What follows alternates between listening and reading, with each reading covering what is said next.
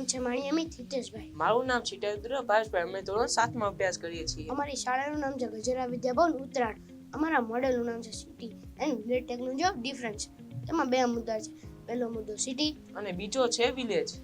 સિટીમાં સરળતાથી વીજળી ઉત્પન્ન કરવા માટે પવનચક્કી, સોલાર અને વીજળીના થાંભલાનો ઉપયોગ થાય છે. ગામડાઓમાં તેવી કઈ ટેકનોલોજી નથી, કારણ કે ગામડાઓમાં ટેકનોલોજી પહોંચી શકી નથી. ગામડાઓમાં રસ્તાઓ માટી અને પુલો લાકડાથી બનેલા હોય છે, તેથી તે કમજોર રહે છે. તે ઉપરાંત શહેરના પુલો, રસ્તાઓ ડામરોથી બનેલા હોય છે, તેથી તે મજબૂત હોય છે. શહેરની ઇમારતો પણ ઈંટ, સિમેન્ટોથી બનેલી હોય છે, તેથી તે પણ મજબૂત રહે છે. ગામડાઓના ઘર, મકાનો માટી અને પથ્થરથી બનેલા હોય છે, તેથી તોફાન આવતા જ તે પડી જાય છે.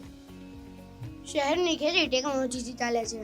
ગામડાઓમાં ખેતી કરવા માટે ખેડૂતો પરંપરાગત વાળા સાધનો વાપરે છે.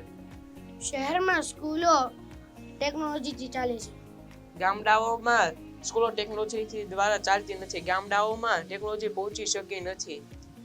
શહેરમાં ટ્રાફિકને જાળવવા માટે ટ્રાફિક સિગ્નલનો ઉપયોગ થાય છે. ગામડાઓમાં ટ્રાફિક સિગ્નલનો ઉપયોગ થતો નથી. શહેરમાં ઘરે બેઠા જ પાણી મળી જાય છે. ગામડાઓમાં સ્ત્રીઓને વહેલા ઉઠીને પાણી ભરવા જવું પડે છે. તળાવ, સરોવર, નદી. શહેરમાં એક ઇમારતમાં 100 જણા સમાઈ જાય છે. ગામડાઓમાં એક જ મકાનમાં ખાલી 5 થી 6 જણા સમાઈ જાય છે. Thank you.